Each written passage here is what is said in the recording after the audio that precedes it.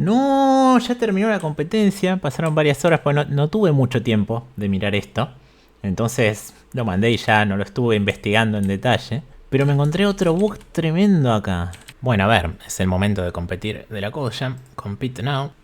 ¿Cuántos problemas hay? ¿More problems? Ok, son 5. Ya hay bastante gente que metió todo. Bueno, vamos a abrir todos en orden. No hace falta hacerlos en orden, pero como hay un montonazo de tiempo en esta primera ronda, los voy a leer en orden y voy viendo y voy haciendo tranqui. Hay dos muy parecidos, excepto el último párrafo. Reverse es un algoritmo para ordenar enteros. Se basa en la operación reverse. Cada vez que se aplica un reverse, cambia el orden de elementos contiguos de la lista. Ah, y acá está el pseudocódigo. Para todas las posiciones, excepto la última, se busca cuál es el mínimo de esa posición en adelante, claro, y se hace un reverse de I a J para ponerlo en esa posición. O sea, es parecido al selection sort, pero en lugar de llevar el número con un swap, se lleva el número con un reverse enorme de todo. Siempre agarra el mínimo y lo manda al principio, pero con un solo reverse. Y acá da un ejemplo de cómo se ejecuta. Perfecto. La parte más cara es la operación reverse, claro. Así que nuestro costo es, ok, la suma de las longitudes de los subarreglos que fueron invertidos. O sea, siempre hay n-1. O sea, hay un costo mínimo de n-1, de que incluso si ya viene en orden, bueno, todas las listas miden 1, pero se paga. Dar la lista inicial, computar los costos. ¿Y cuánto son las cotas de esto? Está bien, es el problemita fácil, porque n100 es chiquitito. Con simular el proceso y contar el costo va a alcanzar. Bien, así que vamos a codear eso. Me voy a copiar el input. Vengo acá a Gini y me copio el código del template. Y bien, este va a ser el problema de reverse. Leo todos los casos, porque vienen varios. En cada caso lo que viene es un n y n números. Así que los leo. Y ahora debería simular el proceso y ver cuánto me toma. Hago los n-1 pasos son, porque básicamente eso es lo que dice acá en el pseudocódigo que nos dan. En cada paso me voy a guardar min index, que arranca siendo el i, y recorro todos los demás. Si en j hay algo menor que en min index, ahora el min index el j. El costo va a aumentar en j menos i más 1. Mover el j hasta ahí invirtiendo. Eso lo puedo hacer aprovechando reverse, hasta b.begin más j más 1. Ah, no se llama j, se llama min index. ¿Qué pasó acá? J no lo declaré. Lo mismo, este es min index. Compiló con éxito. Ya está, me parece. A ver, ejecutar. 6, 1, 12. Y el enunciado dice que tiene que dar 6, 1, 12. Bueno, está cumpliendo. Y hay un solo caso que es visible, así que lo puedo mandar y me dice la respuesta. Lo voy a mandar. Vamos a mandar el código que acabo de programar. C más 17. Enviar. Y a ver qué pasa. Vamos a ver qué pasa. Acá está juzgando, se supone. Gira la ruedita. Toma un tecito mientras juzga. Bueno, parecería que dio aceptado, así que me tiene que haber dado los puntos. Ya tengo que tener 7 puntos y vamos por más. ¿Dónde estoy? ¿Estoy? Bien, este soy yo, el santo del 90. Y está resuelto, tiene el tick, así que acá está 7 puntos. Bueno, vamos a leer el segundo. Moons and Umbrellas. Ah, y tiene unos dibujitos hermosos. Cody Jamal trabaja en arte abstracto.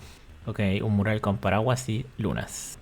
Por razones de copyright tiene que pagar X de costo cada vez que aparece CJ, porque las lunas parecen C y los paraguas parecen J. Y por cada vez que aparece JC tiene que pagar I. Ok, tiene cosas ya pintadas y espacios en blanco que puede pintar a gusto para tratar de minimizar los gastos de copyright. Y aquí hay un ejemplo. Si tenemos esta cadena, podríamos pintarlo de todas estas maneras. Son las 4 maneras posibles de llenar los dos signos de pregunta. Según la cantidad de CJs o de JCs que aparecen, es el costo total que se paga. Y depende también de los valores X y. ¿Cuánto hay que pagar si termina de pintar el mural de forma que cueste lo menos posible? No sé. A ver, ¿cuántos casos hay? ¿Qué cotas tenemos para esto? Ah, extra créditos que pueden ser negativos. Ok. La longitud de la cadena siempre es hasta 1000, como mucho, parece. Y los costos son chiquitos. En módulo hasta 100 y pueden ser negativos. Bueno, voy a pensar un poco este problema. Vengo al pizarrón a pensar. Al menos para la versión con negativos, yo pensaría en hacer algo tipo programación dinámica, ¿no? O sea, tenemos una cadena que ya tiene cosas que no sé bien qué son. Son C o J. CJ, cada vez que aparece, genera un costo de X que si es negativo nos paran. Y cada vez que aparece JC, un costo de Y. Entonces, lo que me puedo preguntar es, ¿qué pasa si voy llenando los signos de pregunta y ya miré toda la cadena hasta la posición I? Esto sería I igual a 3, con lo cual la siguiente a mirar es justamente la I si indexo desde 0. Y siempre hay dos opciones para que poner en la siguiente. O se puede poner una C o se puede poner una J, no hay otra opción. Y en algunos casos, por ejemplo en este que dibujé, está forzado. Acá solamente podría poner una C, porque ya está puesta ahí. Pero cuando esté mirando el caso I igual a 4, ahí va a ser diferente. Ahí tengo que poner un signo de pregunta. Entonces voy a tener dos opciones, C o J. Por otro lado, para saber saber cuánto costo pago. ¿Qué pasa para saber cuánto costo pago? No sé. Claro, para saber cuánto costo pago tengo que saber qué había en la casilla anterior, porque de eso depende. Si yo estoy poniendo una C, bueno, si en la anterior había una C, no pago nada, pero si en la anterior había una J, eso me va a generar un pago de I. Estoy poniendo una J ahora, bueno, si en la anterior había una J no pago nada, pero si en la anterior había una C, sí pago, y pago un costo de X. Básicamente, si la actual es distinta de la anterior, ahí es cuando pago. Si a la C la llamo 0 y a la J la llamo 1, puedo tener un arreglo de costes, va a ser IX. Y en base a quién sea el actual, cuando son distintos, pago el costo. Y si son iguales, no pago nada. O sea, en realidad puedo pensar que tengo una matriz de costos, donde primero le pongo si es igual o igual al anterior. Eso lo pongo en las filas, digamos. El índice de las filas es 0, 1 para indicar si es igual o no al anterior. Y en las columnas 0, 1 para indicar elemento actual. De esta manera los pagos son 0, 0 y X. Y entonces listo, por cada una de las dos opciones me fijo según el valor del anterior, el pago en la matriz, y uso eso. A ver, si ponemos un poco más prolijo lo que estoy diciendo, me estoy imaginando una f de recursión, f de i, el índice de lo siguiente que te voy a poner, y el valor anterior, que puede ser 0, 1, indicando qué valor había antes. Esto hay dos casos. En realidad siempre sería, yo quiero minimizar los costos, así que voy a elegir el mínimo costo sobre los p posibles. B sería justamente el siguiente carácter a poner. O sea, si yo tengo la cadena que estoy llenando, yo a continuación tengo que llenar la posición I. A es lo que había en la anterior y yo estoy eligiendo en la iésima poner B. Y bueno, según lo que haya en la cadena original, qué valores son posibles de B. Cuando venga un signo de pregunta, es posible cualquier cosa. Pero si viene una C o una J, bueno, ya está determinado el único valor de B a probar y este mínimo se reduce a mirar la única opción. Y bueno, para un cierto valor de B va a ser justamente la matriz de costos, que le voy a poner M en A distinto de B, que es un booleano 0, 1, B. Pero no me tengo que olvidar de sumarle el costo de lo que siga. Esto es solo el costo de este primer paso poniendo el primer número. Y en lo que sigue estoy una posición más adelante y lo que puse antes es justo B, que es lo que ahora estoy poniendo. Y entonces nos queda esta recursión lineal muy bonita y ya estamos. Esto habría que calcularlo de atrás para adelante porque justamente cada i pregunta por el siguiente. En realidad nos faltaría ver los casos base, ¿no? De esto. El caso base sencillo es que f de n, cualquier cosa, siempre va a dar 0. Porque ya no queda más nada para asignar, así que ni nos da beneficio, ni nos dan costo, ni nada. Ya exploré todo el string y encontré todas las cosas, ya terminé. Y no importa quién haya sido el último que puse, si llegaste a la posición n ya no queda más nada. Pero ¿cuál es la respuesta al problema? Yo pensaría que tiene que ser f de 0, porque es justamente, bueno, la situación dado que estoy empezando a llenar el string desde la primera posición y tengo que resolver todo todavía. Pero ¿quién es el valor anterior que puse? Qué buena pregunta. Porque en realidad no sé si es una C o una J el anterior, porque no hay anterior. Es especial el primer valor en ese sentido. Es el único que no tiene anterior. Pero bueno, entonces por esta cualidad especial de no tener anterior, solamente ocurre para el primero de todos los caracteres. Este factor de costo que se suma, en realidad es siempre 0 para el primer carácter, porque no tiene vecindad con ningún anterior. O sea que para el f de 0 la fórmula directamente sería f de i más 1 b. Ahí está. Entonces nuestra respuesta directamente va a ser el mínimo sobre los b posibles para esa primera casilla de f de 1 b, lo cual es medio feo. A mí me gustaría poner algún valor centinela para arreglar esto. Una solución alternativa podría ser para este b tener tres valores, 0, 1, 2, y que haya un valor nuevo especial que significa algo así como todavía no pusiste nadie antes, entonces este paso es completamente gratis, pongas lo que pongas, siempre da 0, y eso andaría bien con positivos, con negativos, con todo, porque modelaría ese primer elemento especial. Pero no tiene mucho sentido llevar toda la tabla a tres valores posibles si solamente se usa para la primera casilla y en ninguna otra se usa ese valor especial 2. Así que voy a separar este casito especial y listo. Bueno, vamos ya a programar esto entonces. Me copio del reversor y a ver qué tengo que leer. Los tcasos y en cada uno es x, y la cadena directamente, que es hasta 1000. Y yo lo estoy resolviendo en tiempo lineal, o sea, esto de eficiencia está súper bien. Y los costos son hasta 100, son números chiquitos, así que no hay ningún peligro de overflow, porque a lo sumo podré estar pagando 1000%. Son números que se mantienen chiquitos. Así que puedo hacer todo en int, 32 bits, y va a estar bien. Leo xy. Bien, ahora que leí los tres, voy a necesitar mi tablita de programación dinámica, que yo llamé f, pero acá le voy a poner dp a la tabla. 1024 debería bastar. No tengo de foreign en el template, pero ¿quién hizo este template? Bien, entonces voy bajando el valor del anterior posible, recorre los dos valores posibles. El caso base. El caso base era que cuando llegamos hasta el final, sin importar cuál fuera el carácter anterior, no hay nada más para hacer, así que costó 0. Me faltó la segunda dimensión. ¿Qué es lo que yo voy a querer? Voy a querer calcular el dp de IA, el mínimo entre los b posibles. Y eso depende de si la cadena tiene un signo de pregunta, una C o una J, que son los únicos caracteres permitidos. Bien, entonces inicializo en infinito, costo infinito. Voy a necesitar acá el costo infinito. Luego recorro todos los valores posibles de B. Y si este valor está permitido, que eso va a ocurrir si SDI me deja poner cualquier cosa, o bien si SDI coincide con CJ indexado en B. Pues justamente B0 lo uso para la C y B1 lo uso para la J. Si eso pasa, esta elección es válida y entonces a PDI A, que me lo voy a guardar como value, le asigno el mínimo entre ese mismo valor y el nuevo costo que estoy encontrando. El nuevo costo que estoy encontrando va a ser la matriz de costos más PDI más 1, B. Acá va a ver si es distinto de B y acá va el valor de B en sí. Y esta matriz de costos era 0, 0 y X. Bien, ahí tengo calculado un valor, tengo todo y me falta calcular la respuesta. La respuesta sería hacer este mismo cómputo, pero donde la matriz es todo 0, 0. Es lo único que cambia, así que voy a cambiar eso si es lo único diferente. Esta va a ser la matriz 0, 0 y a todo esto entonces le voy a tener que poner un nombre. Computar de P, uso el truquito de do while false para que esto funcione como una sola instrucción siempre. Y esto es lo que voy a ejecutar acá. Eran contrabarras lo que se ponía para hacer una macro multilínea. Ah, pero no sé quién va a ser el value. Bueno, entonces value se lo van a pasar. Entonces ahora value va a ser inf de P de IA. ¿Qué más? Necesita el valor de A y el valor de la matriz. Matriz y A, matriz y A. Y acá voy a tener red, la voy a computar en red con la matriz 0. Y mi valor de A voy a poner un -1. Ah, y necesita SDI. Bueno, o directamente el I. Y acá voy a querer mirar el primero. Entonces acá le tengo que dar el I. Y compila. Bueno, vamos a correr F5. Me está dando todo infinitos. Eso no puede estar bien. Qué raro. Esto parecía bien. Me quedó este CINN. Estoy leyendo cualquier cosa en el IM. 5, 10, 1, 0. Buenísimo. Y el especial nos dio -8. Una maravilla. Está, parece que funcionando. Y enviar.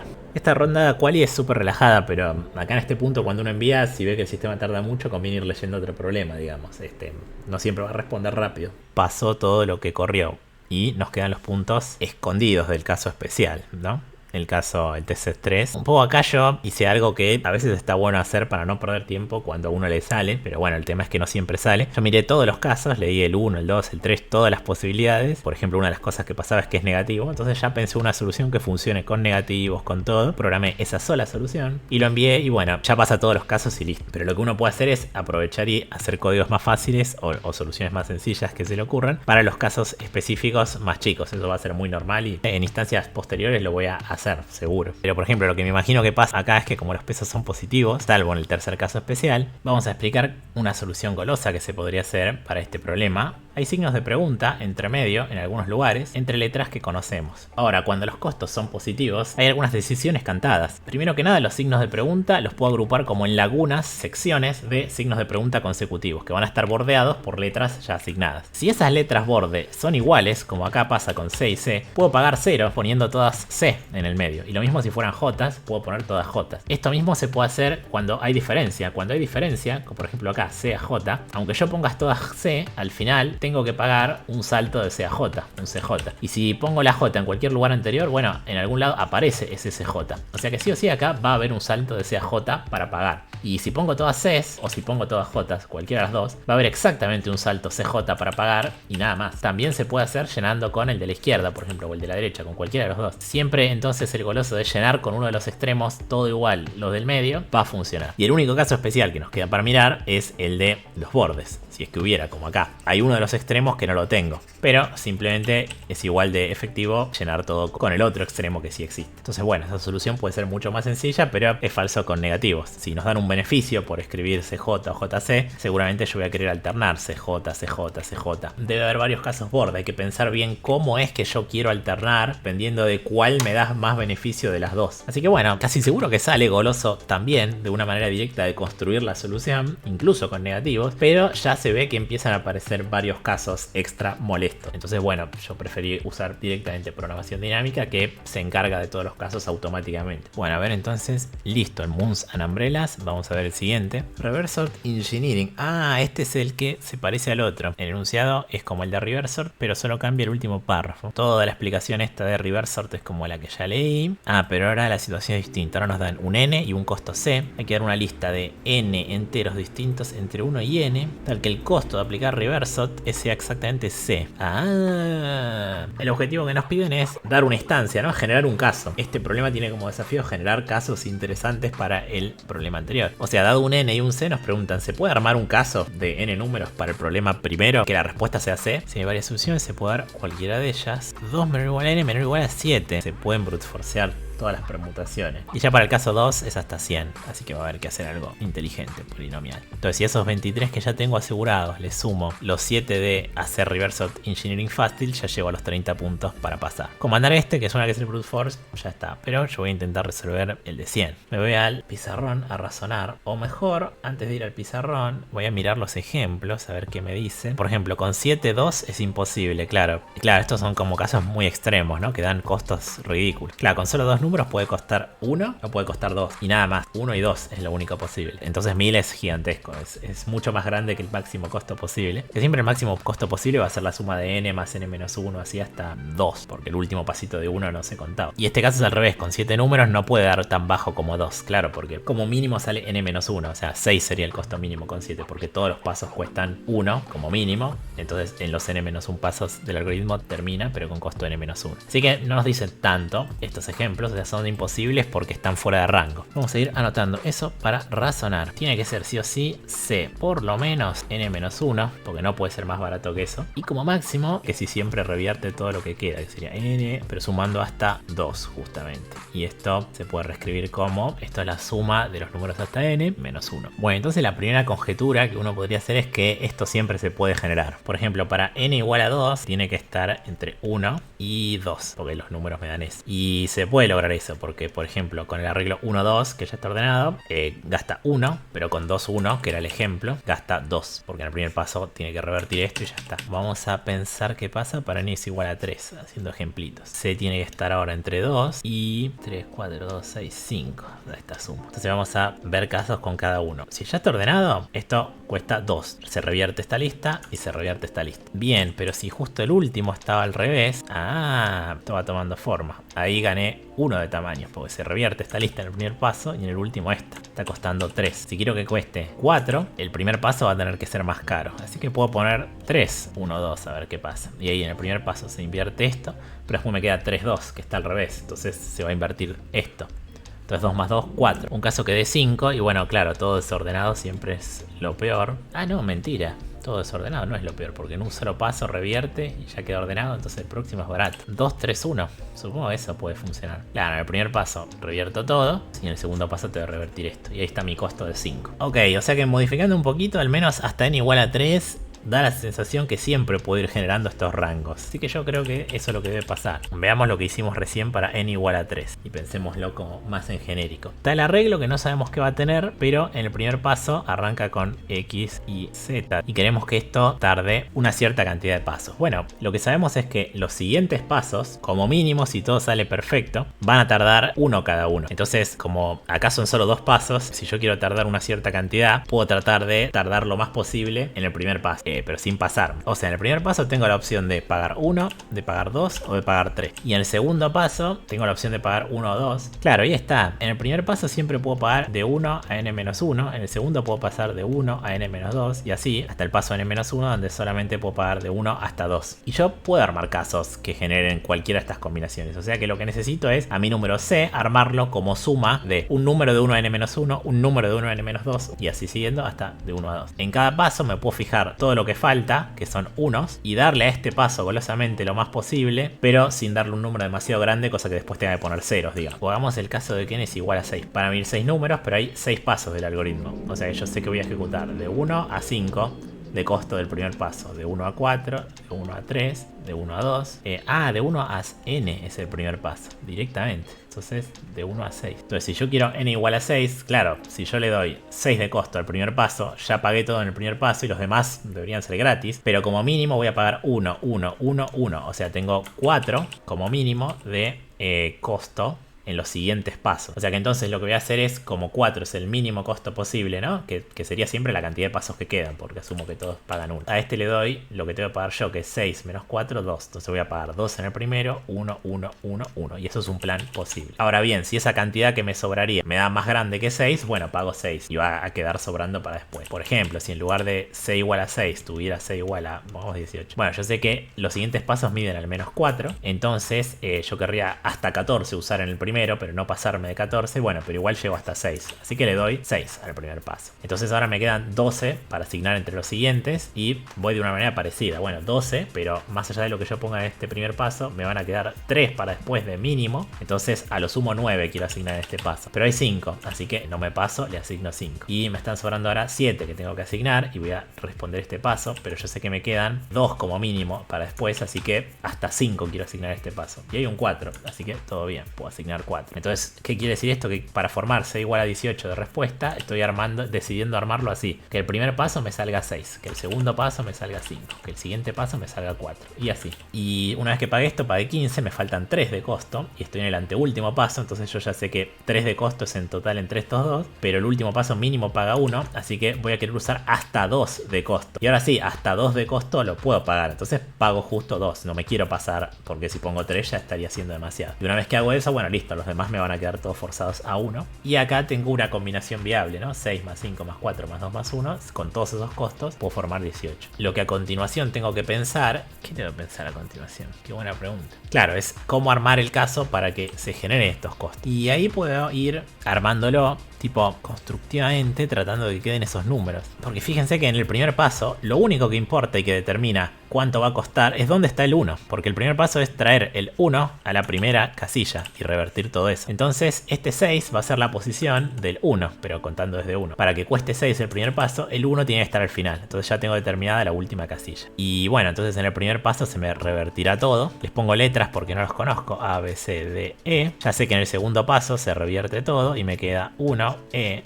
Y ahora en el segundo paso yo quiero pagar 5 de costo. Entonces, viendo acá, para pagar 5 de costo tengo que revertir todo. Entonces este A tiene que ser igual a 5. Entonces ya puedo poner que A es igual a 5. Pero eso también me impacta en el original, en la primera posición. Y ahora para la siguiente puedo revertir todo esto. Y así siguiendo. Y lo que vemos es que en cada paso, siempre el estado que nos va quedando tiene ciertos números que ya tenemos determinados de pasos anteriores. Y en ese paso vamos a encontrar un número más y mandarlo hasta el comienzo haciendo revert. Entonces cambian un poco los números. Pero siempre si vamos guardando estas letras, que en el código van a ser índices, podemos mantener un mapeo a dónde estaban en el original. Y de esa manera podemos ir simulando este proceso e ir descubriendo los números originales, quiénes tenían que ser para formar nuestra suma. Así que eso es lo que voy a programar. Complejidad, ¿cuánto cuesta esto? Esto tiene un coste n cuadrado de tiempo, porque justamente en cada paso se recorre todo el arreglo para hacer la operación de reverse. Pero viendo las cotas del problema, donde n a lo sumo es 100, n cuadrado está recontra súper bien. Y el c nunca es muy grande, son todos números chicos, así que lo puedo escribir en int sin ningún problema. Así que ya mismo me voy a Gini. Me borro leer la entrada y ahora lo borro bien, no como antes que me quedó un c y n molestando que arruinó todo. Bien, y acá la entrada de cada caso es n y c y nada más. Entonces voy a arrancar siempre imprimiendo el caso y acá la respuesta depende. Si n-1 es menor o igual a c y c es menor o igual a, esto sería el máximo. Si estamos en rango, buenísimo. Si no estamos en rango, imposible. Siempre revisar y copiarlo bien, el imposible, para no tener un bug por escribir mal imposible. Y si esto pasa, hay que generar el caso. Entonces voy a tener un arreglo que es la respuesta. Va a tener n números y lo voy a ir llenando sobre la marcha a medida que voy deduciendo. Pero voy a tener otro arreglo de índices, que este sí representa las variables del arreglo original, cómo se van moviendo. Entonces de entrada, index de i es i. De entrada la variable i está en el lugar i, justamente todavía no hubo ningún movimiento. Y justamente esos índices siempre van a preservar el índice original de ese valor. El valor lo voy a ir guardando en red a medida que lo descubro. Entonces, genial, yo quiero hacer c pasos y entonces for n de steps hasta n-1, que son los pasos que tiene el algoritmo. Así que yo voy como simulando el algoritmo justamente. Y en cada paso me tengo que preguntar cuánto voy a hacer en ese paso. ¿Cuánto voy a hacer en ese paso? Bueno, eso era justamente el mínimo entre dos cosas. El mínimo entre cuánto puedo hacer n-steps, ¿no? Porque en el primer paso puedo hacer n, en el segundo puedo hacer hasta n-1 y así. El mínimo entre eso y c menos following steps. De todo lo que yo quiero hacer, bueno, me tengo que guardar sí o sí para los próximos pasos. Esto es lo que habíamos hecho en el pizarrón. Entonces following steps va a ser ese remanente para los siguientes pasos. Y esto va a ser igual de hecho a n-2 menos steps. Ya sé cuánto quiero pagar en este paso. Entonces lo que me queda, le voy a restar this step. Y lo otro que voy a poner acá un assert es que si mi código está correcto, bueno, al menos voy a estar pagando 1 y como mucho voy a estar pagando justamente este permitido, n-step. Así, si esto pasa, tengo un bug porque no estoy respetando el problema. Algo estoy haciendo mal en mis cálculos, entonces mejor darme cuenta enseguida. Bien, y ahora tengo que hacer la transformación y asignar. O sea, en este paso yo estoy decidiendo que this step va a ser el costo de este paso. Y eso me dice dónde tiene que estar el i. El i tiene que estar justamente en la posición i más this step. Pero estoy indexando desde 1, o sea, menos 1. Entonces ya puedo poner que me fijo esa posición y eso me va a dar un índice. Y la respuesta en ese índice ya sé que tiene que ser el i o 1 más i porque en realidad indexa desde 1 el problema. Ay, ¿por qué falla esto? Y no fue declarado. ¿Y no fue declarado? ¿Cómo que y no fue declarado? Ah, ahí se llama steps. Sí, la verdad que steps no dice mucho steps. Es mejor i en este caso porque el problema ya lo llama i además. Es el i del pseudocódigo del problema. Bueno, entonces en esta posición me tiene que quedar el iésimo. Entonces ya me fijo el índice que hay en esa posición y el arreglo original, lo que tiene en esa posición que dice ese índice es 1 más i. Y ahora tengo que revertir todos estos índices. Así que de vuelta aprovecho la función reverse que ya existe. Justamente hasta la posición, a esto vamos a darle un nombre, esta es la posición del i. Entonces revierto, pero lo que estoy revirtiendo son los índices, no los valores. Con eso sigo manteniendo en qué posición está cada uno de los originales, así en el momento que me doy cuenta, este tiene que ser tal valor, estoy en condiciones de saber quién era en el original y puedo asignarle a ese quién era en el original. Entonces cuando termina todo este proceso, debería tener en red calculados los valores y entonces puedo imprimirlos. Compilar, compilo, ejecutar. Uf, me da estos valores. 3, 2, 1, no sé qué, imposible. 0, me parece que me comí un más 1 en algún lado. Pero salvo eso parece estar muy bien la respuesta. Ah, claro, porque hay un elemento que no asigné. Yo hago n-1 paso. Me quedó el n sin asignar. O sea, el n es el que me quedó en el paso final por descarte. El truco que puedo hacer es que de entrada al arreglo lo puedo cargar con que todos son el más grande de todos. Y bueno, el que no sea pisado va a quedar con n. No, igual estoy teniendo ceros. ¿Compiló? Me sigue dando con ceros. Eso no me convence mucho. ¿Los índices estarán bien? Sí, los índices sí están bien. Acá hay un más 1. Ahí va.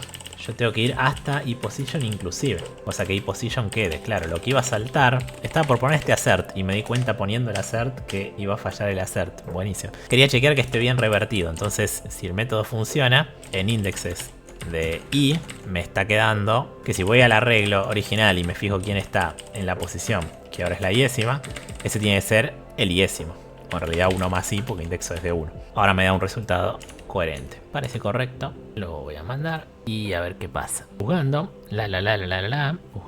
jugar, funcionó, pasó. Y pasó todos los casos, porque no hay casos ocultos en este problema, ¿no? Ahí está, 2950, ahí mejoró nuestra posición. Y creo que ya con los puntos visibles estamos... Este 42 me incluye, eso es un buen dato, tener en cuenta que el score es optimista. O sea, el score incluye que los hidden entren. Y uno ahí puede calcular sabiendo, según lo que mandó. Bueno, acá es solo un punto, pero yo supongo que este punto está bien. Bueno. Pero capaz yo mandé algo que sé que pasa a los visible y los hidden no, y el tipo me lo corre igual y me lo muestra en secreto. También se lo muestra al mundo en secreto y solo yo sé que en realidad eso seguro que no va a pasar. 41 con los visible. Bueno, genial. Creo que es la hora de merendar, así que voy a tomar un descanso y después por ahí vengo y chusmeo un poco de median sort y de cheating detection. En principio ya pasé la ronda de clasificación, pero bueno, está bueno mirar los problemas.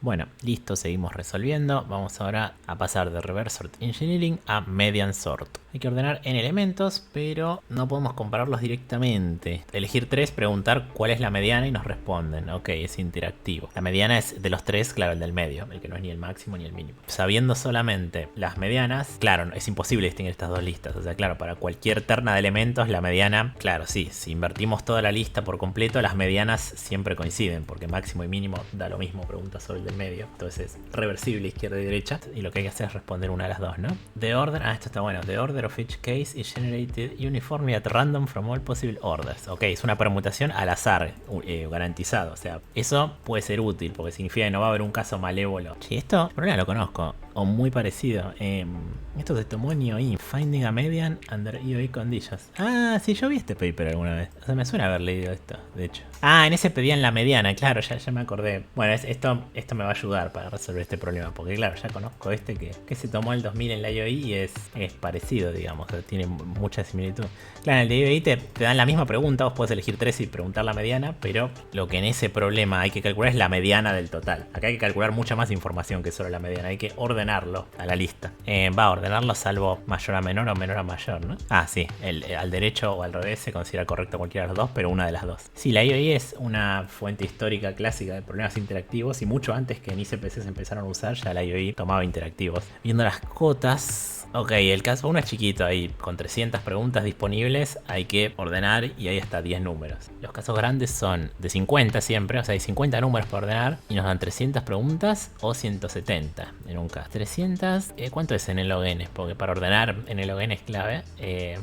6 por 5, 30. Ah, justito. O sea, bueno, le está sobrando un poco porque es menor que el log, pero... Ok, esta subtarea es para hacer en el log n. Ah, y esta nos piden mejor que en el log n. O sea, tenemos que ordenar en menos que en el log n preguntas. Ah, esto en la mitad casi de preguntas que en el log n. Hay que hacer algo inteligente. A ver, como que ya sé cómo hacerlo en el log n, por lo que conozco del problema median. Bien, ahí les muestro. Del problema median, yo conozco una solución en el log n. En realidad para median sería lineal, porque el problema de EOE median solo pedía la median. Pero con la misma idea se puede en n log n preguntas ordenar todo. Y la clave es usar la query para hacer comparaciones. Porque claro, el sort común que ya conocemos, uno le da el operador menor, que compara dos elementos A y B, y nos dice sí o no, si es menor o si no es menor, y resolviendo eso en n log n comparaciones, el merge sort, por ejemplo, el heap sort, cualquiera de esos con n log n preguntas alcanza. Pero a nosotros nos dan una pregunta rara, solo podemos preguntar mediana de 3 elementos. Hay 3 opciones acá, o nos dan A, o nos dan B, o nos dan C. O sea, siempre uno de los 3 que preguntamos es. Una idea útil es aprovechar esto para tener comparaciones. La idea que podemos usar es la siguiente: elegimos 2 elementos especiales, A y B, que los podemos elegir completamente al azar. Como recordemos que si la lista es x1, x2, x3, x4 y nosotros respondemos esto,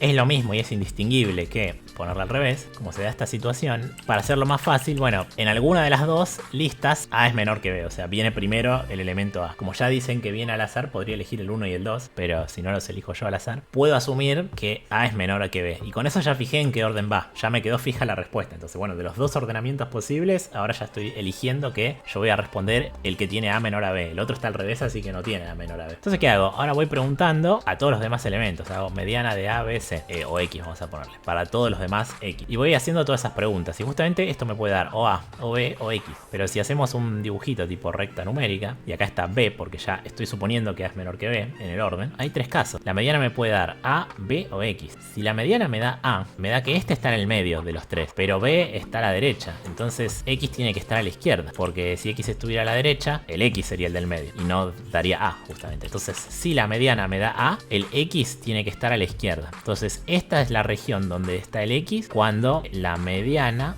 me da A. Y por el mismo razonamiento, pero del otro lado, cuando la mediana me da B, X tiene que estar de este lado. Porque si la mediana me dio B y el X lo tengo más a la izquierda que B, bueno, hubiera sido X la mediana. O si está súper a la izquierda, bueno, peor, ya vimos que era A. Y si la mediana me da X, efectivamente es porque está entre medio. Y entonces lo que me da esta query, para cualquier elemento X, si la uso con A y B, los especiales que ya fijé, es que me dice en cuál de los 3 sectores, digamos, está. Entonces yo puedo arrancar y separar el input en 3 partes. Puedo hacer n-2 consultas de este tipo, ¿sí? Probando todos los valores de X, y entonces cada elemento me va a dar que está o acá en lo fucsia, o en la zona esta verde del medio, o es mayor a B y está acá al final. Pero entonces ahora me puedo mandar a ordenar cada una de estas individualmente. Pero la gracia es que para cada una de esas ya tengo un elemento fijo que sé que es mayor que todos. O de hecho hecho podría llamar a ordenar todo esto sabiendo que tengo el b que es mayor que todos y después llamo a ordenar todo esto sabiendo que tengo el b que es menor que todos. ¿Para qué me sirve saber que tengo un elemento que es menor que todos? Bueno, para hacer un truquito similar. ¿Qué pasa si yo tengo la recta numérica y sé que el b es mayor que todos mis elementos? Si tengo dos elementos x e y que me interesan, yo no sé quién es menor, los dibujé así como si x es menor a y, pero en realidad no sé, pero puedo preguntar mediana de x, y b, el elemento que sé que es mayor que todo. Recordemos que si primero que nada corro n-2 nada más comparaciones de todos los elementos con a y b, y con eso puedo particionar en 3 y saber dónde está cada uno, y entonces en cada cacho puedo volver a ordenar y empezar el problema de vuelta, pero teniendo la ventaja de que ahora tengo un elemento especial a o b, según de qué lado estoy, que sé que es más grande o menor, y es lo mismo dando vuelta, que todos los demás. ¿Por qué me sirve eso? Porque cuando pido la mediana entre x e y b, que sé que está más arriba, digamos, que sé que es más grande que los otros, bueno, sé que la mediana no me va a dar b, me va a dar seguro x o y, y me va a dar x o y según el orden. Justamente si x es menor a y, la mediana es y, se ve clarísimo el dibujo, y viceversa. Si el x es mayor, bueno, la mediana va a ser x. Entonces eso me da un operador de comparación menor, y entonces listo, con n log n comparaciones puedo ordenar. Buenísimo. Bueno, pero acá hay un detalle. De hecho, n log n no alcanza. A ver, me parece que nos piden algo que está cerca del óptimo, ¿no? Acá hay un argumento muy ingenioso que uno puede hacer, que es que hay n factorial ordenamientos. Entonces yo me puedo imaginar que de entrada tengo un conjunto con todos los n factorial posibles respuestas. Este razonamiento sirve para todos los problemas interactivos. Yo inicialmente, mi conjunto de posibles respuestas que podría tener este caso, dadas las preguntas que ya hice, es n factorial, todos, cualquier ordenamiento es posible. A medida que hago preguntas, se me reduce. Por ejemplo, yo hago pregunta mediana de 3 elementos, me dicen cierta cosa y ya de esos n factorial quedan menos, se descartan y algunos ya sé que no pueden ser y me quedará cierta cantidad, no sé, capaz que n-1 factorial. No, pero no importa, digamos, la idea es que se va achicando. Entonces, lo que yo necesito es un algoritmo que acá va a hacer una cierta pregunta y lo que vemos es que en este caso hay 3 posibles respuestas que no pueden dar. O sea, A, B o C, si yo pregunto mediana de ABC, las 3 respuestas posibles son A, B o C. Y ahí se me ramifica las posibilidades de qué haría el algoritmo. Pero bueno, eso particiona las posibles opciones que tenía antes en 3. Porque para cada una de estas permutaciones es un orden bien definido. Y entonces la mediana o va a dar A, o va a dar B, o va a dar C. Entonces este n factorial se me particiona en 3. Entonces eso quiere decir que el tamaño, lo ideal sería si yo tengo suerte y por ejemplo tal vez de esos n factorial, bueno, acá hay una sola posibilidad. Acá hay 100 posibilidades y acá hay n factorial menos 101, todas las demás. Bueno, si yo tengo suerte, justo me responden A y listo, queda una sola opción posible y gano. Pero si tengo mala suerte o si hay un enemigo adversario ideal que puede mirar esto y elegir en el momento que responder, podría ser que siempre me responda la opción más grande, cosa que se achique lo menos posible el conjunto. Y en ese caso, como voy a la más grande de las 3, bueno, cuando más se podría reducir es si las 3 son iguales y se reduciría n factorial sobre 3. Y así en cada paso se divide por 3 el tamaño, porque hay 3 posibles respuestas.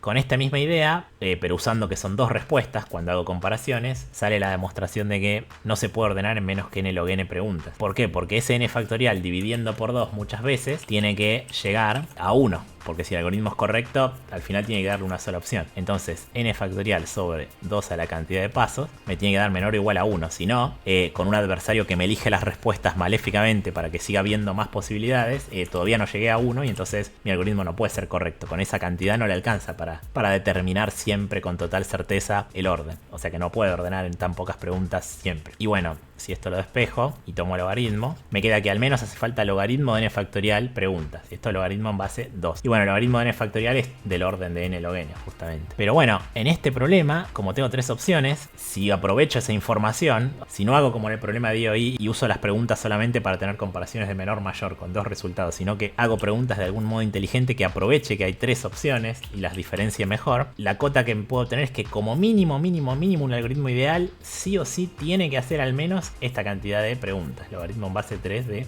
n factorial. Puedo poner ese número en un pequeño Haskell. Hago producto de 1 a 50. Esto es n factorial. Y eso le puedo pedir el logaritmo. Eso funciona así. A eso lo puedo dividir, ¿no?, por log 3 para tener el logaritmo en base 3. Y me da 135,15, o sea 136 como mínimo. Entonces para este problema, cualquier algoritmo que sea 100% correcto y que no dependa del azar, va a necesitar... a necesitar como mínimo 136 preguntas. Como mínimo, es imposible que funcione con menos en el peor caso. Con un argumento muy parecido, en una versión probabilística, como es una permutación al azar, se puede en realidad demostrar lo mismo. La esperanza, la cantidad esperada de pasos no puede bajar de 136. En realidad no puede bajar de, mentira, no puede bajar de ese logaritmo que nos quedó, que era 135, algo, digamos. O sea que va a haber casos donde el aleatorio, por más bueno que sea, va a tardar más que esa cantidad.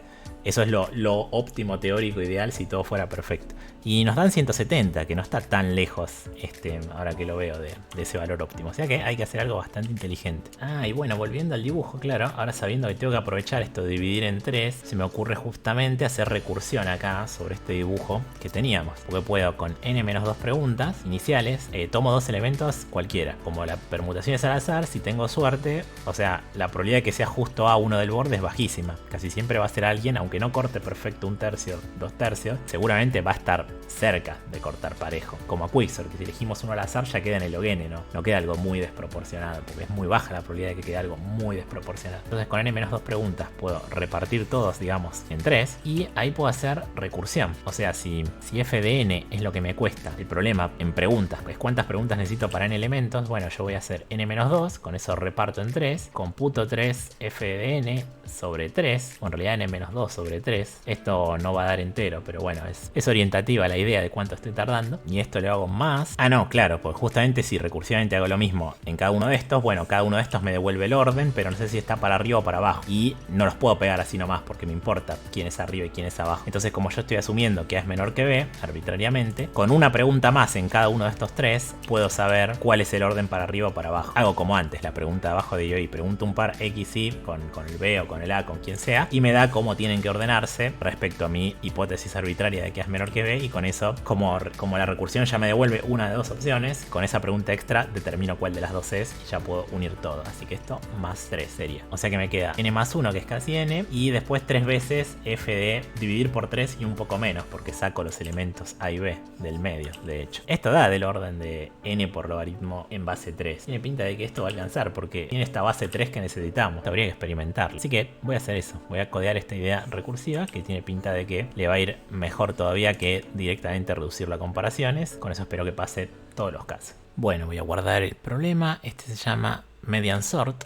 Este es interactivo, así que voy a tener que... ¿Cómo se programa este? A ver el enunciado, ¿cómo hay que leer? Me ponen una línea con T, N, Q. Bien, N y Q son para todos los casos, así que los leo acá afuera. Y voy a sacar esto del IO rápido y voy a usar Endele, porque justamente en interactivos quiero flushear los buffers, que es lo que es lento, pero en interactivos es necesario. O sea, ya de por sí son lentos los programas interactivos porque tienen que interactuar con el otro proceso. Q es la cantidad de queries que nos permiten, pero yo ni lo voy a mirar, voy a confiar en que me va a alcanzar. Para cada pregunta hay que dar una sola línea con IJK, entre 1 y N, bien, que son los tres por los que quiero preguntar, y el juez va a responder uno solo de los tres. Si se intenta hacer muchas queries, responde -1. O sea, si veo que responde -1, tengo que retornar. Y lo único que hay que escribir es una línea con los n enteros en orden. Bien, eso por caso. Y el juez nos responde un 1 si la respuesta es correcta y un -1 si no. Voy a tener acá una respuesta que mide n. Y acá en realidad no hay case, no hay nada, sino que directamente imprimo los n números y un endele al final. Bien, el juez, si en algún momento responde -1, ya considera error answer, pero nuestro programa está obligado a terminar, porque si no nos va a dar time limit. Así que como es más útil responder que nos digan wrong answer que nos digan time limit, porque confunde el time limit,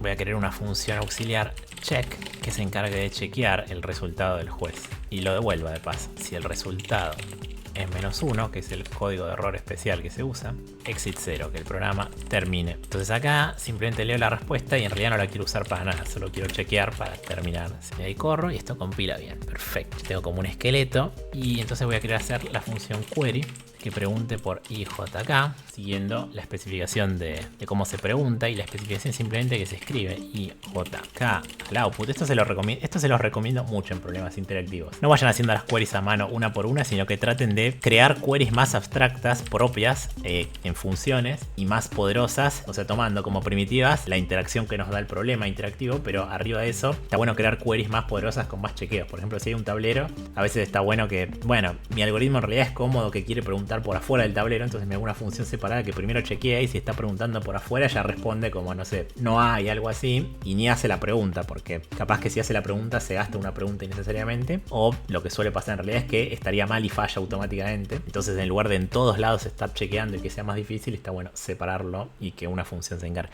Acá parecido, en lugar de en todos lados andar chequeando si da -1 el juez, bueno, primero nada tengo la función check auxiliar, pero además en la query pongo el check, entonces después llamo a query y ya query se encarga de hacer todo lo que tiene que hacer. Se encarga de imprimirlo, se encarga de todo, digamos. Incluso si después me doy cuenta que entendí mal cómo se imprimía y lo tengo que arreglar, bueno, yo ya programé con mi query que yo entiendo y lo arreglo acá una sola vez. Es mucho mejor. Bien, mando esto y tengo que recibir un resultado del juez y lo retorno, pero lo retorno chequeado. Y acá puedo hacerse out.flush por seguridad, ya que estoy escribiendo, porque estoy esperando que el juez me mande un resultado. Está bueno hacerse out.flush cada vez que escribo. Bueno, bien, y ahora tengo la query y solamente me falta resolver el problema efectivamente. Lo otro cómodo es que yo siempre pienso en términos de índices de 0 a n-1, así que en la respuesta voy a poner 1 más y en las queries voy a agarrar estos i que me pasan y los voy a poner +1. Al resultado chequeado también le voy a restar 1. Y en realidad lo que yo voy a necesitar es una función recursiva, porque este algoritmo es tipo divide and conquer. Divide en partes, llama recursivamente,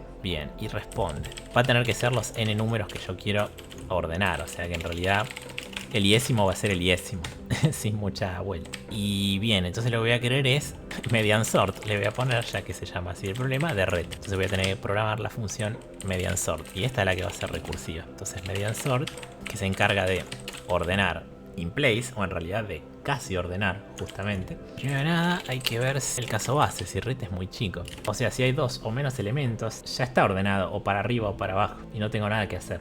El red de 0 y B es el red de 1, o sea, tomo los primeros 2. Entonces ahora ¿qué quiero hacer? Quiero ir preguntando para todos los demás, de 2 a n. Va a ser cómodo tener n. El resultado de la query que yo voy a hacer es A, B y RTI. En la query también puedo chequear que esté preguntando 3 distintos, porque ya sé que el juez me va a responder que me estoy equivocando, pero me va a hacer mucho más claro el mensaje de error y todo si yo mismo lo chequeo. Todos son distintos con todos, si no, llamé mal. Si la respuesta es A, está entre los menores. Si la respuesta es B, está entre los mayores. Y si la respuesta es el X, el elemento por el que yo estoy preguntando, está entre medio. Bien, entonces le voy a poner X a este. Voy a necesitar 3 arreglos, ¿no? Las 3 partes. Las voy a poner en orden las partes. Partes de 0, .pushback. Siempre hago pushback, o sea, solo estoy eligiendo el part index. Así que vamos a calcular eso. Y si no, part index es 2. Y acá part index es 0. Y acá part index es 1. Entonces con esto que hice, particioné los que faltan en las 3 partes justamente que están entre medio de A y B. Le aplico median sort a todas las partes y ahora te voy a terminar de ordenarlas bien. Claro, solo necesito preguntar si tiene al menos 2 elementos. Si no, al derecho y al revés es lo mismo. Y la query que quiero hacer es el primero, el segundo y... acá viene algo molesto. Yo querría tener un elemento mayor o un elemento menor garantizado y depende del número de partes. Claro, es un poco distinto. Para la parte... sí, me queda el if básicamente al revés. Bueno, voy a tener que tener cuidado. Así que como voy a querer el índice, esto lo voy a cambiar a for n part index 3 de vuelta. Si part index menor a 2, o sea, es uno de los primeros 2. Bueno, yo sé que B es un elemento que es mayor que todos, entonces puedo hacer la query con P0, P1, B. Claro, lo que me interesa es saber si lo tengo que revertir. Si no, entonces part index es 2, porque no hay otro valor. Lo que sé es que B es menor que todos los números, no mayor. Pero entonces voy a invertir si la mediana da P1. Acá puedo poner part index igual a 2. Maravilloso. Entonces directamente puedo hacer este if. O sea que en realidad esto es un AND. Si hay suficientes partes y hacer la única query que estoy haciendo hay que revertir todo. Entonces llegado acá tengo las 3 partes ya en casi orden y listo, eso es lo que quiero responder. Entonces que haga punto clear y empiece para cada elemento de part 0 red.pushback lx. Y esto podría ser insert all, ¿no? Y lo único que cambia es el part index. Insertar la parte 0, la parte 1, la parte 2, pero entre medio de todo esto hay que insertar el A y el B. Y ahora sí, en red me quedó la respuesta y eso es lo que hace este median sort. Bueno, ahora sí compila y a ver cómo se corre esto. A ver, el enunciado hablaba de un tester. Claro, bien. Se puede usar el interactive runner. para testear localmente. Ok, me bajo el Interactive Runner y me bajo la Testing Tool. Claro, esto me acuerdo del año pasado que te hacen bajar un runner, te hacen bajar un testing tool y vos te las tenés que arreglar para testear. A ver cómo sería eso, vamos a probar. Ahí los tengo y ahora Python 3, Interactive Runner. No me acuerdo cómo era esto, pero creo que en la primera línea dice cómo hay que usarlo. A ver, acá dice run this. Entonces me copio este comando y le corro esto. Yo le voy a poner Python 3 por uso. Puedo usar siempre Python 3, pero dicen que debería andar. Command Line Search acá es el que me bajé del problema específico. O sea, este Interactive Runner, la gracia es que debería ser el mismo en toda la Codejam para todos los problemas, aunque siempre te ponen el link ahí. Así que está bueno ya tenerlo también. Este Local Testing Tool es el que me bajé del problema. Y Command Line Solution es mi solución, que debería ser Median Sort. Lo que ellos querían que ponga, directamente era poner acá Python 3, seguramente. Ahí va. Uy, dice que lo usé mal. Assertion Error Bad Usage. Ah, que las instrucciones están en la propia Testing Tool. Local Testing Tool. Y a ver qué dice. Se usa así, Local Testing Tool, Test Number. Donde el Test Number es 0, 1 o 2. Y lo testea, claro, con las cotas. Lo bueno de muchos interactivos de la Codejam es que sin enviar podés saber si anda o no muchas veces. Porque directamente los casos ya te los especifican, ¿no? Acá los casos no son secretos. O sea, nos lo están diciendo. Los casos son una permutación al azar. Entonces ya sabemos lo que son los casos. Son una permutación al azar. Entonces el tester local acá lo que testea es directamente con eso, con una permutación al azar. Entonces si localmente lo pruebo y siempre anda, ya sé que lo voy a enviar y debería andar. O sea, al menos probabilísticamente. Acá un 0, por ejemplo, para decirle el ejemplo. Parece que está todo bien. Solution, ya todos terminaron, sin error. Es correcto. Bien, a ver con 1 y 2, el caso más difícil. A ver qué pasa. Bien, no le venía prestando atención a esto. Claro, dice queries totales. Y me dice de cuántas podía hacer. Y, ajusté, le está haciendo 160 en promedio por caso. Claro, por eso te da muchos casos también. Para que en promedio el azar, claro, la ley de los grandes números, así la probabilidad de fallar es bajísima. Bueno, entonces viendo estos números, como que yo ya sé que lo corro y tengo una confianza altísima de siempre el mismo número. Así que no debe tener una semilla y corre con la misma semilla siempre. Bueno, como pasó en mi compu, le tengo una fe enorme. Enviar y a ver. ¿Son visibles todos los casos de este problema? Supongo que sí. El tercero es hidden, pero me da la herramienta local que me da mucha fe de que va a andar bien. O sea, al menos si los visible pasan, dado que la herramienta local decía que estaba pasando, deberían pasar los 3 sin ningún problema. Si hay algo raro de que le pifié el formato o algo así y no me lo acepta por eso, esperaría que fallen los 3, digamos, no que falle uno. Así que vamos a ver qué pasa ahora. No sé qué te garantizan del local tester. Te garantizan que el local tester lo testea con una permutación al azar. O sea, el test final testea con una permutación al azar, porque es la garantía del problema, pero no sé el local tester si te garantizan lo mismo. Bueno, ahí está, pasó en los visibles y el escondido quedó escondido. Bueno, lo que puedo hacer es mirar el código, ¿no? Del local tester, a ver qué hace. Está bien, acá directamente pone la semilla y genera cosas al azar. Ok, o sea que si le cambio la semilla, si yo en lugar de hacer esto no le pongo una semilla, va a generar casos distintos cada vez. Ahora sí va a generar casos diferentes y puedo tener más confianza porque lo corro en muchos casos. Así que está buena esta idea de aprovechar y mirar el local tester ya que nos lo dan. Muy buena idea. Casos y me da nuevos valores. Ahora vemos que cambian los valores que da, así que está corriendo cosas diferentes ahora. Pero siempre da correcto. Y siempre da más o menos 16.000 y pico. Eso fue el interactivo y me falta solamente leer el último.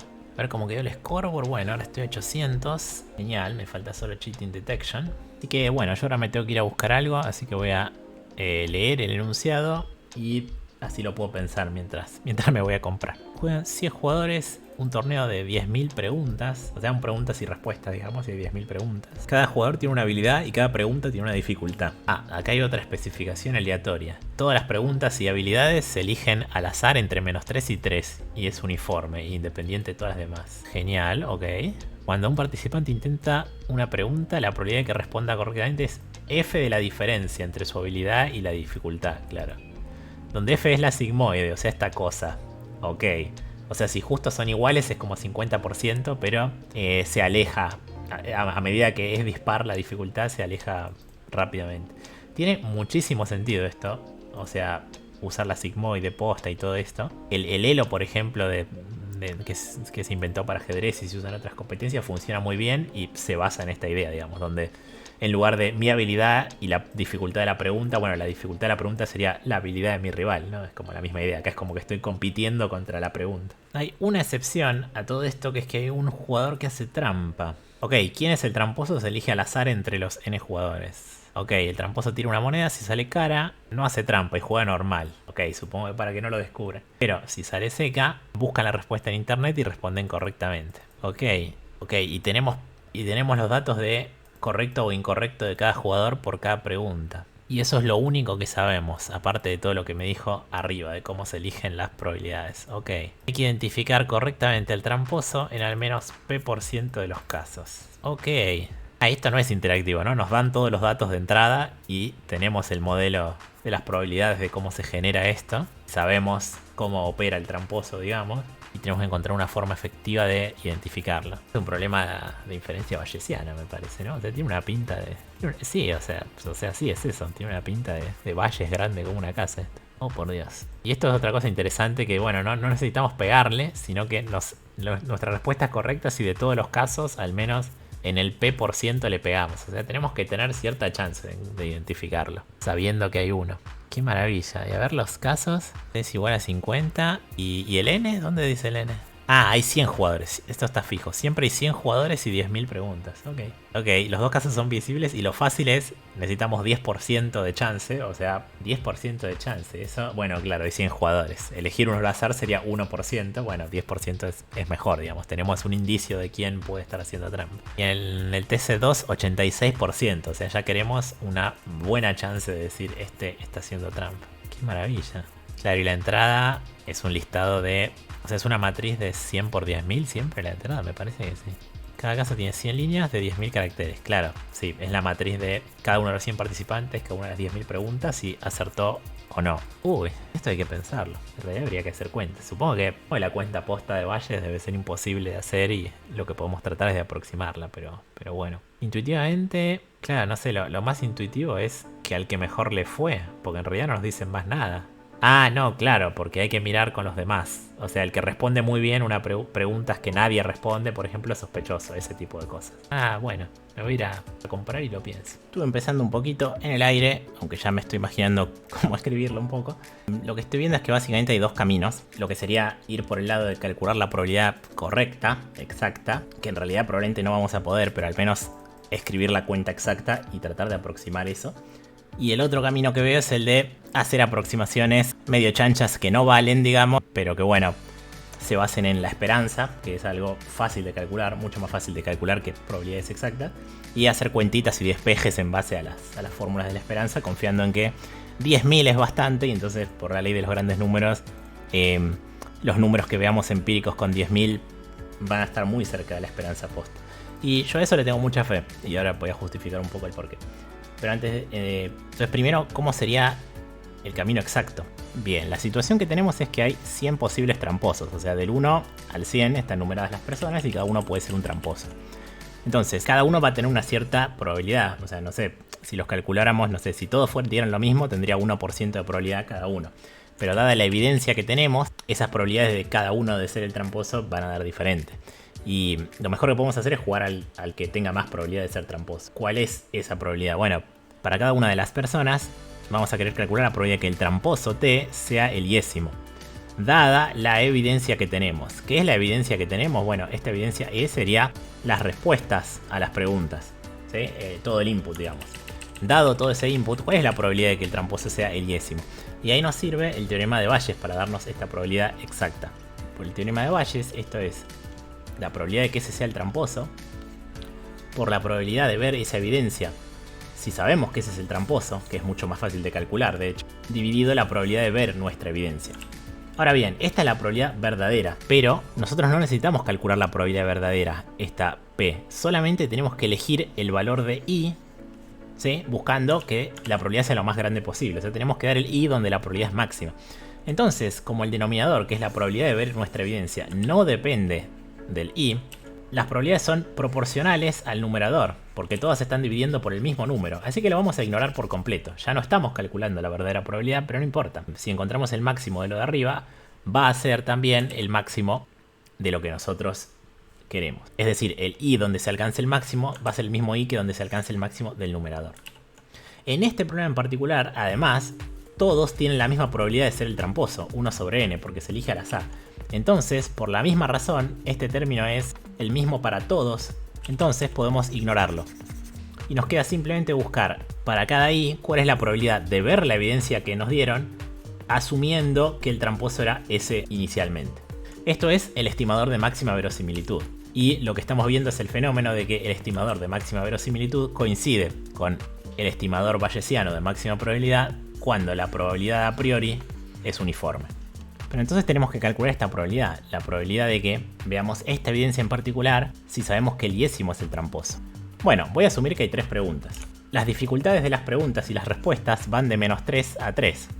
Así que asumiendo que hay 3 preguntas, puedo integrar entre -3 y 3 las variables correspondientes a las dificultades de las 3 preguntas, que las podríamos llamar Q1, Q2 y Q3, que es como la llama el problema de hecho.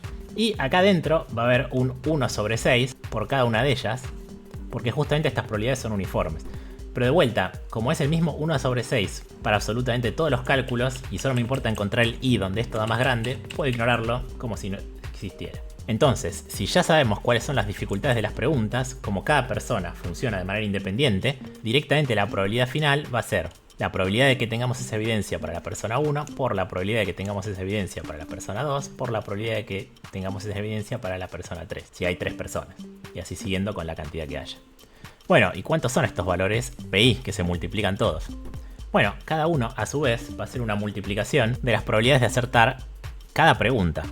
Y esas vienen en la fórmula que nos da el problema.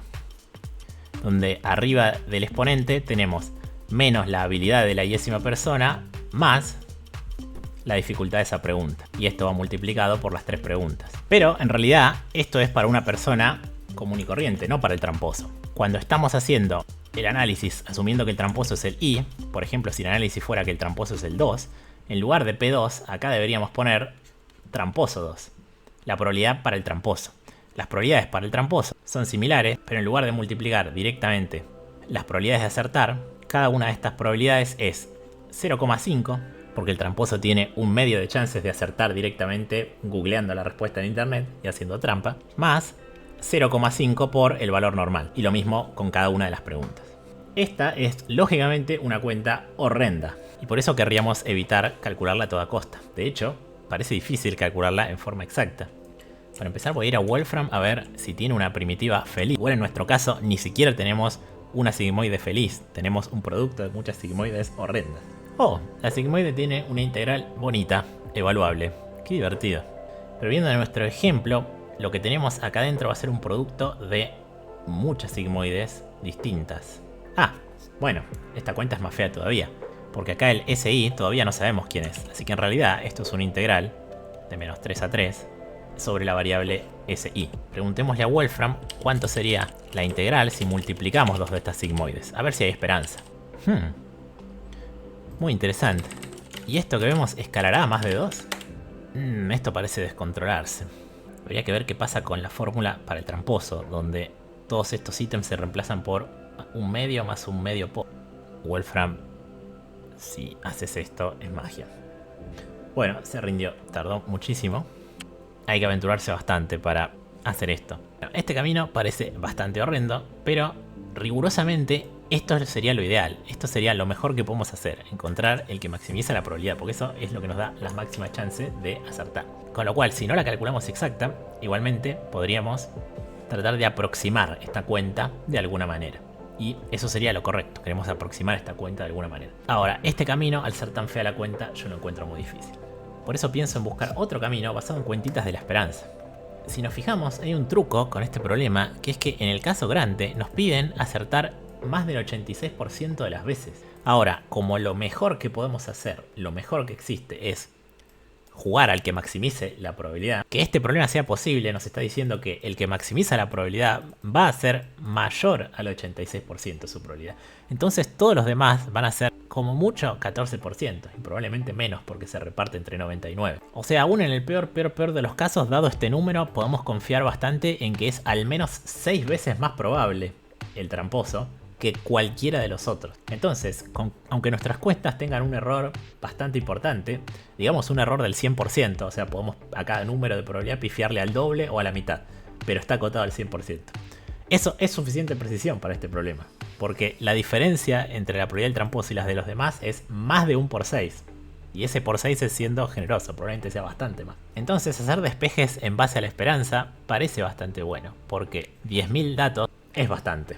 Y si nos estamos confiando que un error del 100% es suficiente para este problema, yo creo que con 10.000 datos podemos calcular las esperanzas de las distintas cosas con un error bastante menor al que necesitamos. ¿Por qué es mejor trabajar con esperanzas? Porque la esperanza es lineal. Si para una persona común que no es tramposo, la esperanza de responder la primera pregunta es E, que podemos calcularla haciendo una sola integral, o sea que probablemente se la podemos preguntar a Wolfram, que la va a hacer numéricamente y listo. Como esta misma cuenta nos va a dar las probabilidades para cualquier pregunta en aislado, aunque no sean independientes, no importa.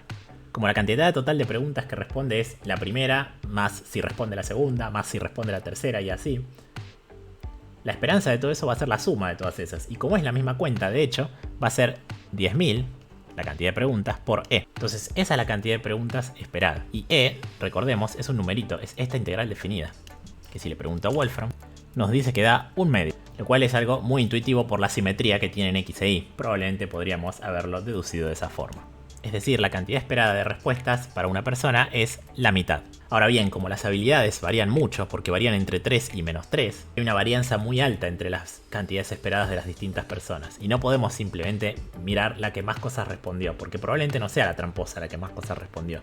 Probablemente sea simplemente la que, por azar, le tocó una habilidad mucho más cercana a ese máximo de 3. Ahora bien, ¿cuánto es la esperanza para el tramposo? Bueno, podemos hacer lo mismo. Va a ser justamente la cantidad de preguntas P, que es 10.000, por la esperanza para una pregunta del tramposo. ¿Y eso cuánto es?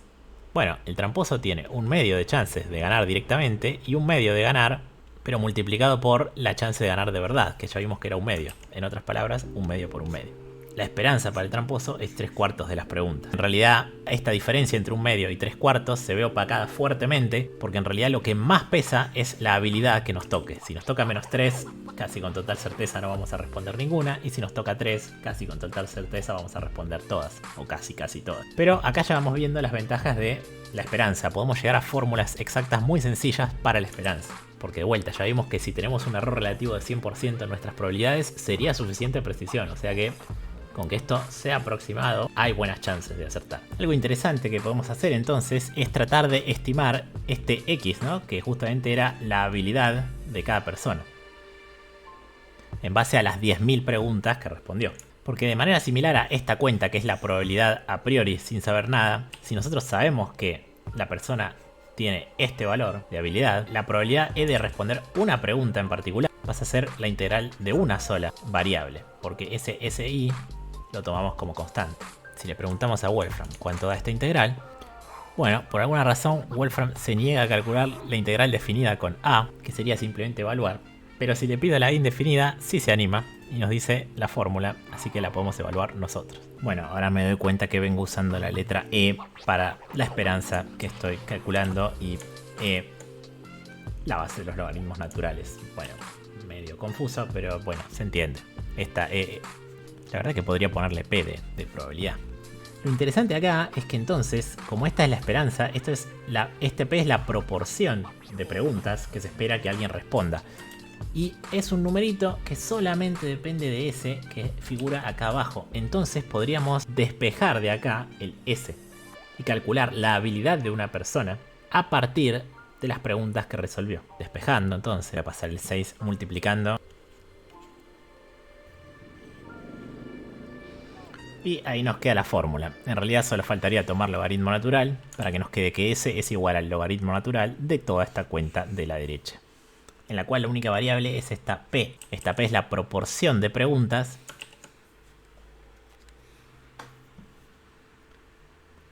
que respondió la persona. Pero esto es para una persona no tramposa. Para una persona tramposa ya justificamos que su proporción es un medio más un medio de la proporción normal de una persona no tramposa. En otras palabras, la ecuación para el tramposo es esta misma, pero reemplazando P por esta cuenta que teníamos antes. Y tendríamos cómo despejar la habilidad verdadera de la persona a partir de la proporción de preguntas que respondió, asumiendo que es tramposo. Entonces, ¿para qué sirve esto? Bueno, porque por cada persona vamos a poder calcular dos valores. Su habilidad si fuera normal y su habilidad si fuera el tramposo. Y a su vez, por cada pregunta podemos hacer una estimación muy burda de su dificultad, porque sabemos la proporción de personas que la resuelven. Y a partir de esa proporción, con un despeje completamente análogo, podemos deducir la dificultad de la pregunta, ya que es bastante simétrico en las cuentas el rol de dificultad de pregunta con el de habilidad de persona. Pero entonces lo interesante es que hacer la cuenta se vuelve mucho más fácil. Porque si ya asumimos que calculamos los valores QI de dificultad de cada una de las 10.000 preguntas de esta manera directa, y por cada persona sabemos la habilidad que tiene estimada, si no es tramposo, y la habilidad estimada que tiene si es tramposo, podemos ahora calcular la probabilidad de que ocurra la evidencia que vemos, porque directamente va a ser el producto de todos los factores de esta forma, cruzando las 100 personas con las 10.000 preguntas, pero ajustando para el tramposo. Para el tramposo se puede hacer multiplicando y dividiendo solamente los términos que cambian, y para el tramposo habría que poner, como ya vimos antes, un medio más un medio por la probabilidad normal y la correspondiente cuenta para el tramposo. Por más que nuestras estimaciones de QI, SI y STI van a tener errores porque están basadas en despejar directamente de la esperanza, que no es una cuenta que se pueda hacer, tiene una base sólida en la ley de los grandes números. Así que yo le tengo bastante fe que, haciendo estos despejes y eligiendo simplemente al I que maximiza estos productos, lo vamos a encontrar. De vuelta, tenemos la pista gracias al enunciado. Sabemos que el tramposo tiene una probabilidad muy alta, mucho más alta que las de los demás. Así que podemos tener errores relativos en las probabilidades bastante grandes, pero aún así va a ganar el tramposo. Me parece que algo tengo mal en esta cuenta, porque a medida que la habilidad tiende a infinito, la proporción de preguntas tiende a 0 y debería tender a 1. Pero bueno, es chequear esa cuenta y hacer el despeje. Está bien, sí, ya lo encontré. Todo sale de acá el problema de signos, que yo tengo E a la habilidad menos dificultad de la pregunta, y esto claramente tiene los signos al revés. La pregunta tiene que sumar la dificultad y tiene que restar la habilidad, porque para habilidad infinito esto se va a ir a 0, pero entonces toda la cuenta se va a 1. La probabilidad de acertar tiene que tender a 1 con habilidad infinita. Así que estaban al revés estos signos y eso da vuelta básicamente todos los otros signos. Pero la cuenta se mantiene igual. Así que bueno, podemos tratar de programar esta idea y ver si funciona. Ah, un detalle. En las cuentas estuve usando esta probabilidad por la positiva, como si toda la evidencia que nos hubieran dado en la entrada fueran unos y todas las respuestas hubieran sido acertadas. Pero donde hay ceros, en realidad, la probabilidad de ver la evidencia es 1 menos esto, porque es la probabilidad de fallar esa respuesta. Bueno, luego de hacer algunas cuentas, que son básicamente las que les comenté, creo que estoy en condiciones de mandarme a codear esto. Y a ver qué sale. Vamos a poner una constante para la cantidad de participantes, que va a ser 100, y otra para la cantidad de preguntas. Vamos a darle un máximo generoso. Vamos a tener los skills y las dificultades de las preguntas. Voy a hacer una función auxiliar para una cuenta que me aparece naturalmente al despejar esos skills. Bueno, y la función me queda este choclazo, pero me termina facilitando la cuenta. En realidad la cuenta es más que nada esta cuentita, y lo demás es, por las dudas, defensivamente recortar casos borde para no hacer logaritmo de negativos y cosas raras. Dame el skill dado una proporción, que es la f en 1 menos p, y dame la dificultad de una pregunta dada la proporción, que es simplemente f de p. Bueno, ahora por cada contestant en su fila tengo que medir skill de get skill para esta proporción. En realidad, más que total, esto se debería llamar p justamente. Y hago lo mismo, pero con las questions. Dame la dificultad de la pregunta y hasta contestants. Total conjunto lo multiplico por 1 sobre 1 más es la probabilidad del problema. X de question menos habilidad. Difficulty de la question menos. Y esto es justamente la positiva por el externo.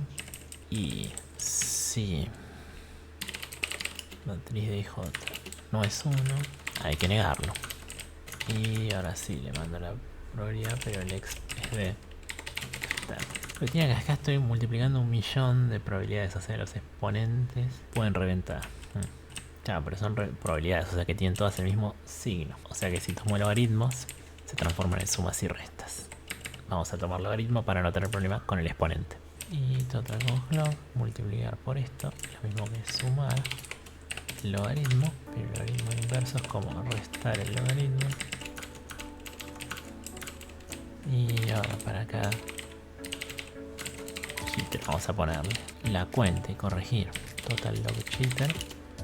Total con log. Y vamos por cada pregunta corrigiendo el término. Tengo que invertir, o sea. Estoy repitiendo esto. Bueno, ahora le voy a sumar lo que antes restaba. La nueva probe es 0,5 más 0,5 por la probabilidad vieja. Entonces la total log cheater le sumo log de la nueva probabilidad. Ah, bien, y directamente en lugar de comparar probabilidades, comparo los logs. If total log cheater es mayor a max cheater log. Y la respuesta es 1 más cheater, o indexo desde 1. Ah, esto está mal. Lo tengo que calcular distinto.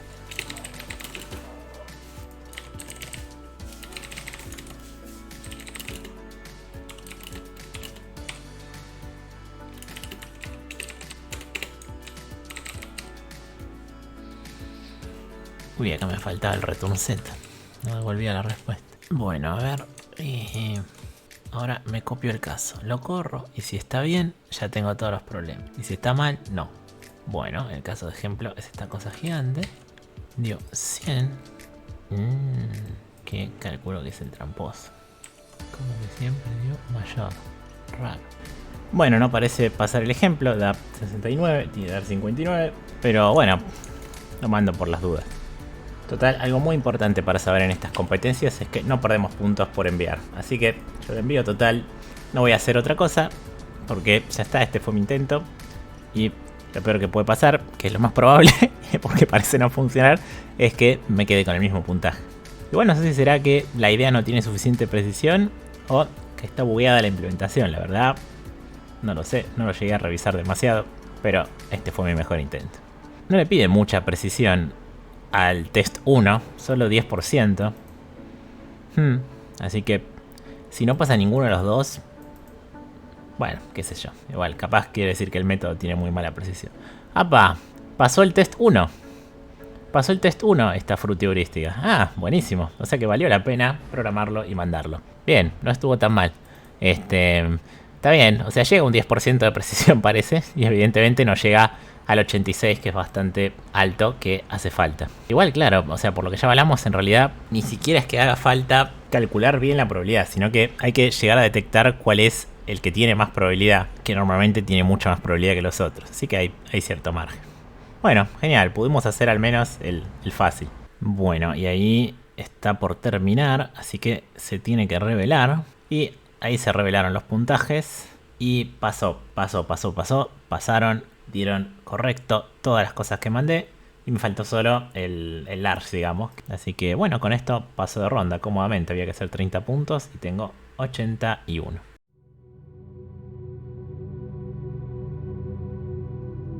No, ya terminó la competencia. Pasaron varias horas, pues no tuve mucho tiempo de mirar esto.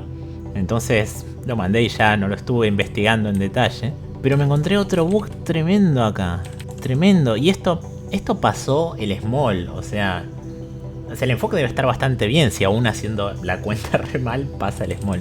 O sea, acá este return z, o sea, la respuesta es el logaritmo. O sea, value tengo que retornar. Es bastante claro mirando esto porque vengo haciendo cuentas con value y ya lo chequeé que está en rango, lo devuelvo. Y en lugar de value devolví a z, que es antes de tomar el logaritmo. O sea, súper mal, acá iba value. O sea, a ver, si lo corro ahora, ¿qué pasa? 59, encuentra el cheater. No lo puedo creer, no lo puedo creer. Y a ver, lo voy a mandar, total, ya terminó la prueba, pero se puede seguir mandando de práctica. A ver, no te puedo creer, a ver si así pasa. A ver si con esto pasa. No puede ser, no puede ser, no puede ser. O sea, y con el bug ese pasó, o sea, tuvo 10% de efectividad, que es mucho mejor que al azar, ¿no? O sea, responder al azar sería 1%. Estaba obteniendo al menos 10%, que es lo que pide el small. Y hacía cualquier cosa en la cuenta, o sea, el valor en lugar del logaritmo devolvía. O sea, es mucha diferencia un valor y su logaritmo, ¿no? Obviamente. O sea, bueno, al menos es monótono, pero... ¡Pasó! ¡Pasó! Bueno, ya está. Bueno, entonces el enfoque, que estuvo basado en pensar la cuenta posta, funcionó. Y el problema era que tenía un bug en la implementación. Bueno, así salen los problemas. Básicamente los resolví todos, pero tuve un bug en el último y no me di cuenta durante la prueba.